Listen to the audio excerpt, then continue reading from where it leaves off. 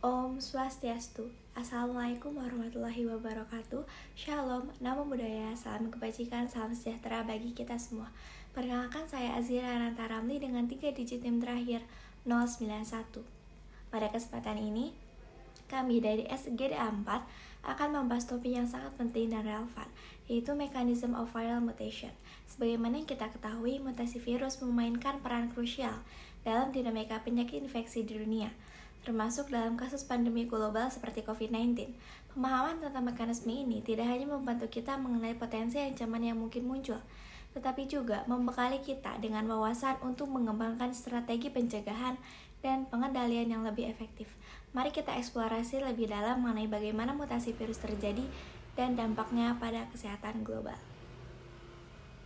Baik, selanjutnya anggota kelompok kami ada Nova, Kanya, Graha, Deva, Farah, Kerin, Veriko, Krisna, Davin, saya Azira, Fiona, dan yang terakhir Afin. Selanjutnya, penjelasan akan dijelaskan oleh teman-teman saya. Perkenalkan, nama saya Ainuna Afriani Atmawijaya dengan digit NIM 24025119095. Di sini saya akan menjelaskan tentang latar belakang mengapa kelompok SGD kami menuliskan student project yang berjudulkan Mechanism of Viral Mutation. Nah, jadi yang pertama, mutasi virus. Mutasi virus ini sendiri merupakan perubahan materi genetik selama replikasi yang terjadi secara spontan atau dipicu faktor eksternal. Dan berikutnya terdapat faktor-faktor pemicunya seperti dipengaruhi oleh tekanan lingkungan, imun inang, atau obat antiviral. Lalu berikutnya terdapat dampak evolusi. Nah, jadi mutasi meningkatkan adaptasi virus terhadap terapi dan lingkungan. Lalu berikutnya, pentingnya memahami mutasi virus.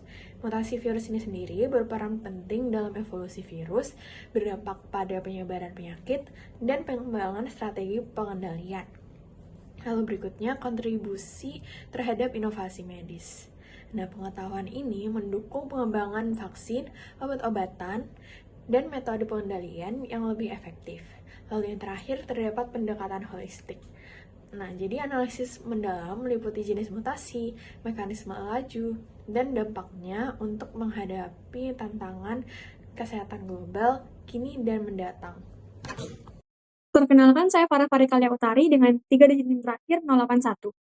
Rumusan masalah yang akan dibahas pada topik kali ini, yang pertama, apa yang dimaksud dengan mutasi virus? Yang kedua, apa saja jenis-jenis mutasi virus? Yang ketiga, bagaimana mekanisme yang mendorong mutasi virus? Dan yang keempat, bagaimana aplikasi evolusioner dari mutasi virus?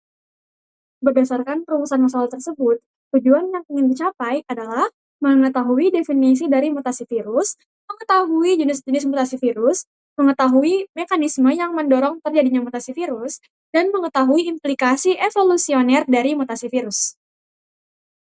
Dan manfaat yang ingin dicapai dari pembuatan student project ini adalah manfaat teori, memberikan wawasan yang lebih dalam mengenai mekanisme terjadinya mutasi virus dan jenis-jenis dari mutasi virus itu sendiri. Ini membantu dalam memahami bagaimana mutasi virus itu terjadi, apa saja jenis-jenis mutasinya, dan juga implikasinya yang dapat terjadi. Kemudian, untuk manfaat praktis, menambah pemahaman tentang mutasi virus, ini dapat membantu dalam mengembangkan atau pengembangan metode diagnostik yang lebih efektif untuk mendeteksi potensi gangguan sistem tubuh. Selain itu, pemahaman tentang mekanisme ini juga membantu dalam pengembangan terapi yang lebih tepat sasaran dalam mengobati gangguan tubuh yang dapat terjadi akibat mutasi itu sendiri. Perkenalkan, nama saya Gusti Agung Krisna Cenderebawa dengan 3 digit NIM terakhir 087. Di sini saya akan memulai bab 2 tinjauan pusaka, yaitu definisi mutasi virus. Definisi mutasi virus adalah perubahan urutan nukleotida genom virus yang bisa terjadi secara alami atau diinduksi secara artifisial. Variasi ini bisa memiliki dampak yang beragam pada virus seperti perubahan penularan, virulensi, dan resistensi terhadap pengobatan antivirus. Jenis-jenis mutasi virus dibagi menjadi 3, yaitu mutasi titik atau point mutation, insersi dan delesi, dan rekombinasi dan reassortment. Mutasi titik atau point mutation adalah perubahan pada pasangan basa nukleotida tunggal dalam urutan DNA suatu organisme. Variasi ini dapat memiliki dampak biologis yang beragam. Mutasi titik dapat digolongkan dalam 3 kategori, yaitu silent mutation, missense mutation, dan nonsense mutation. Pertama, silent mutation adalah synonymous mutation yang dimana Misalnya pada gambar itu basan nukleoida akhir pada kodon protein valin berubah jadi adenin, dari adenin menjadi timin. Namun hal ini silent mutation karena tidak ada perubahan pada protein yang ditranslasikan dari kodon itu sendiri, maka disebut dengan silent mutation. Salah satu aspek penting pada virus itu adalah dampak potensialnya untuk mempengaruhi kebugaran dan kemampuan adaptasi virus. Yang kedua ada missense mutation. Missense mutation adalah perubahan jenis perubahan genetik di mana pergantian satu nukleotida mengakibatkan asam amino yang berbeda, mengalihkan asam amino yang semula dalam protein. Misalnya basa nukleotida peraman pada kodon yang seharusnya ditranslasikan menjadi prolin berubah dari sitosin menjadi adenin, sehingga protein yang ditranslasikan menjadi treonin. Contoh missense mutation pada virus adalah pada SARS-CoV-2 terjadi pada gen RNA polimerase yang bergantung pada RNA, sehingga meningkatkan viral dan virulensi secara umum. Yang ketiga ada nonsense mutation. Nonsense mutation adalah sebuah variasi mutasi genetik spesifik yang diceritakan oleh perubahan urutan DNA di mana kodon yang biasanya mengkode asam amino bermutasi menjadi kodon terminasi atau kodon stop, seperti yang bisa dilihat di gambar, yaitu kodon tirosin menjadi kodon stop. Nah, di sini contohnya di SARS-CoV-2 ada pengamatan pada gen evolusi seperti ORF8 yang menimbulkan penurunan efisiensi replikasi dan perubahan patogenisitas. Sebelumnya izin memperkenalkan diri terlebih dahulu, nama saya Fiona Yolanda Suryana dengan 3 digit NIM terakhir saya yaitu 093. Di sini saya akan membahas tentang insersi dan delesi. Mutasi melalui insersi dan delesi merupakan bagian penting dari evolusi virus. Proses ini tidak hanya mempengaruhi kemampuan virus untuk menginfeksi, tetapi juga dampaknya terhadap efektivitas vaksin dan metode diagnostik. Insersi adalah penambahan satu atau lebih nukleotida ke dalam urutan genetik virus, sedangkan delesi adalah penghapusan satu atau lebih nukleotida dari urutan genetik. Mutasi insersi dan delesi dapat mempengaruhi fungsi protein virus karena perubahan jumlah basa nitrogen dalam kerangka baca triplet kode genetik mRNA. Insersi dan delesi pada profil mutasi genom virus dapat membawa dampak besar pada struktur dan fungsi protein virus, tetapi jenis dan fraksinya dapat berbeda-beda antara virus-virus yang berbeda jenis. Baik, nama saya Novatidan Al-Ghaffar dengan 3 digit NIM terakhir 073. Saya akan membahas tentang rekombinasi dan reassortment. Rekombinasi adalah proses menghasilkan virus keturunan baru yang memiliki karakteristik baru yang tidak muncul bersamaan di kedua induk sebelumnya. Proses ini biasanya terjadi ketika rantai asam nukleat terputus, di mana sebagian genom dari salah satu induk bergabung dengan sebagian genom dari induk yang lainnya. Virus hasil rekombinasi ini bersifat stabil, sehingga mampu menciptakan keturunan yang serupa saat melakukan replikasi nanti. Dalam kasus virus yang memiliki genom yang tersegmentasi seperti virus influenza, pembentukan rekombinan disebabkan oleh reassortment fragmen genom dalam sel yang terinfeksi oleh beberapa virus daripada melalui peristiwa penggabungan yang nyata, dan proses ini berlangsung secara mudah. Polimerase fidelity adalah kemampuan enzim polimerase untuk mereplikasikan DNA atau RNA dengan akurasi tinggi. Tingkat akurasi ini penting karena kesalahan dalam penyalinan dapat menyebabkan mutasi yang memengaruhi kemampuan virus untuk beradaptasi dan bertahan hidup. Virus dengan polimerase fidelity yang rendah memiliki tingkat mutasi yang lebih tinggi, yang dapat memberikan keuntungan seperti menghindari deteksi sistem kekebalan. Beberapa virus telah mengembangkan mekanisme untuk meningkatkan polimerase fidelity, membantu mereka mempertahankan stabilitas genetik dan beradaptasi dalam lingkungan yang berubah. Polimerase fidelity adalah kemampuan enzim polimerase untuk mereplikasikan DNA atau RNA dengan akurasi tinggi. Tingkat akurasi ini penting karena kesalahan dalam penyalinan dapat menyebabkan mutasi yang memengaruhi kemampuan virus untuk beradaptasi dan bertahan hidup. Virus dengan polimerase fidelity yang rendah memiliki tingkat mutasi yang lebih tinggi, yang dapat memberikan keuntungan seperti menghindari deteksi sistem kekebalan. Beberapa virus telah mengembangkan mekanisme untuk meningkatkan polimerase fidelity, membantu mereka mempertahankan stabilitas genetik dan beradaptasi dalam lingkungan yang berubah. Baik, terima kasih atas kesempatannya. Perkenalkan saya Made Graha Ariwardana dengan 3 digit NIM terakhir yaitu 077. Pada kesempatan kali ini saya akan melanjutkan presentasi terkait dengan mekanisme yang mampu mendorong mutasi virus. Yang tepatnya saya akan melanjutkan pada bagian faktor lingkungan dan juga faktor host atau faktor inang. Pertama-tama saya akan bahas terkait dengan faktor lingkungan yang secara signifikan itu mampu mengaruhi mekanisme yang mendorong mutasi virus melalui 3 jalur utama, yaitu stabilitas partikel virus, interaksi dengan respons imun inang, dan juga ketersediaan sumber daya yang diperlukan untuk replikasi virus. Faktor-faktor ini menciptakan tekanan seleksi yang dapat meningkatkan atau menekan laju mutasi sehingga memengaruhi evolusi virus.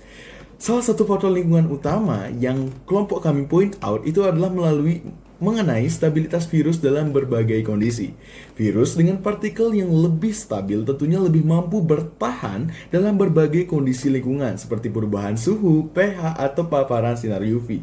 Ketahanan ini mampu meningkatkan peluang virus untuk menginfeksi inang baru dan bereplikasi, yang merupakan tahap penting bagi mutasi terjadi. Virus yang stabil juga cenderung memiliki tingkat replikasi yang lebih tinggi, karena dapat bertahan lebih lama di luar inang atau di dalam inang yang tidak ideal. Setiap kali virus bereplikasi, maka ada peluang untuk terjadinya kesalahan dalam proses penyalinan materi genetik yang akhirnya menghasilkan mutasi. Faktor yang kedua adalah faktor host atau faktor inang. Faktor inang ini memainkan peran penting dalam mengaruhi mekanisme yang mendorong mutasi virus. Kelompok kami mempoint out faktor inang itu salah satunya adalah melalui sistem respons imun virus itu sendiri.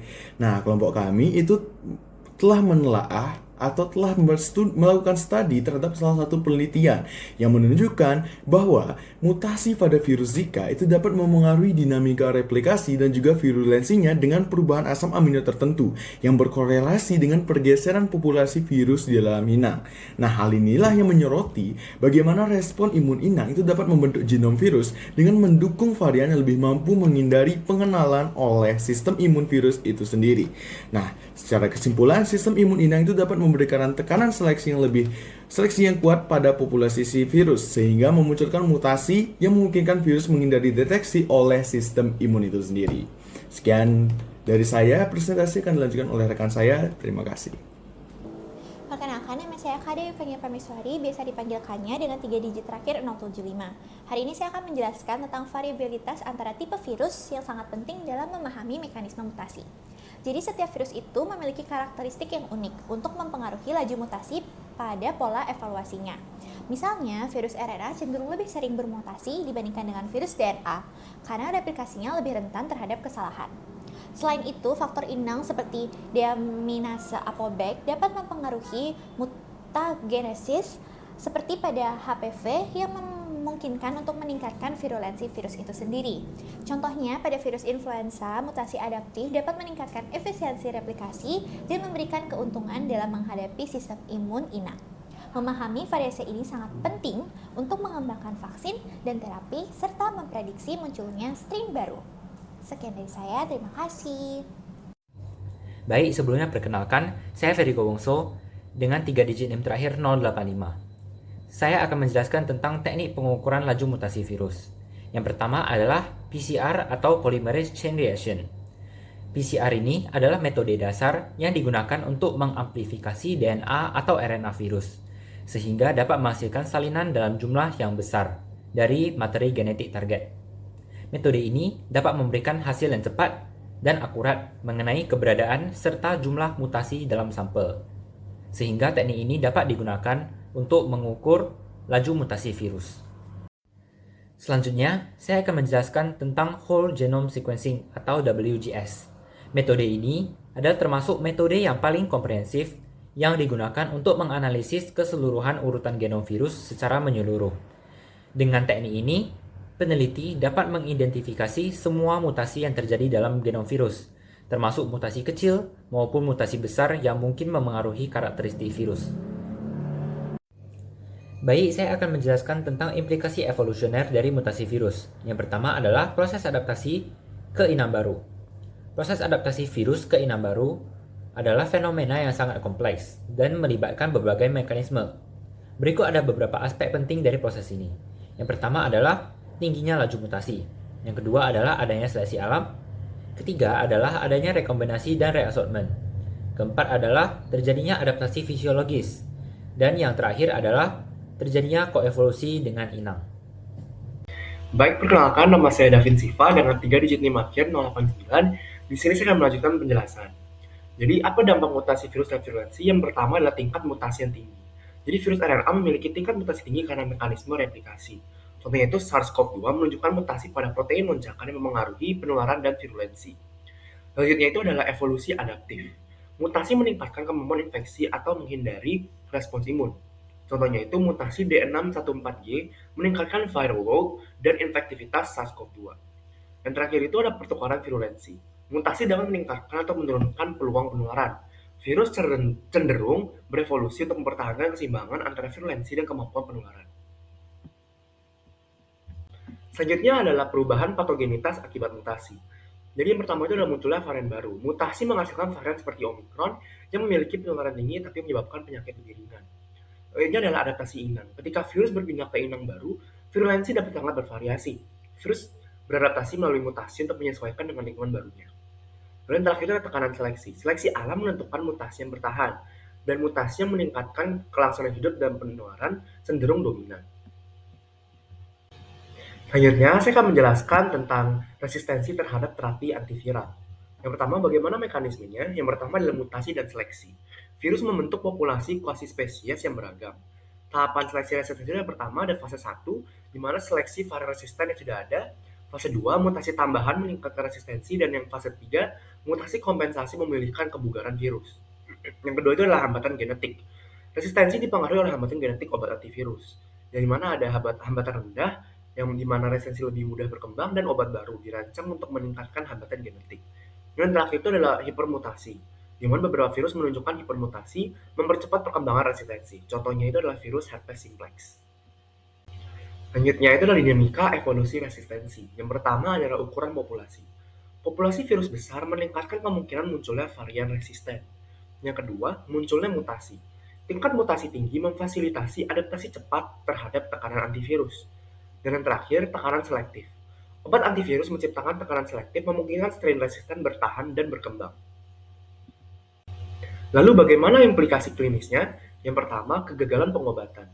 Resistensi menyebabkan infeksi persisten atau memburuk meskipun ada terapi.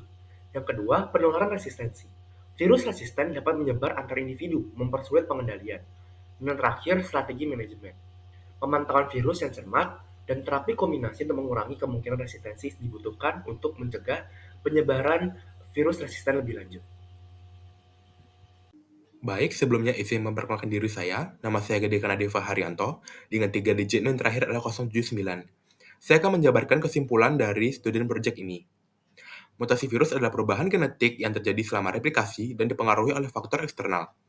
3 jenis mutasi utama adalah substitusi basa, delesi, dan inersasi, yang mempengaruhi karakteristik virus. Laju mutasi yang cepat memungkinkan virus beradaptasi dengan baik, melalui kesalahan replikasi genetik dan seleksi alam. Dampak evolusioner mutasi ini termasuk peningkatan penularan dan resistensi terhadap terapi, yang mempengaruhi upaya pengendalian penyakit. Sekian presentasi dari SGD 4. Kami harap presentasi kami bisa bermanfaat bagi kita semua. Terima kasih.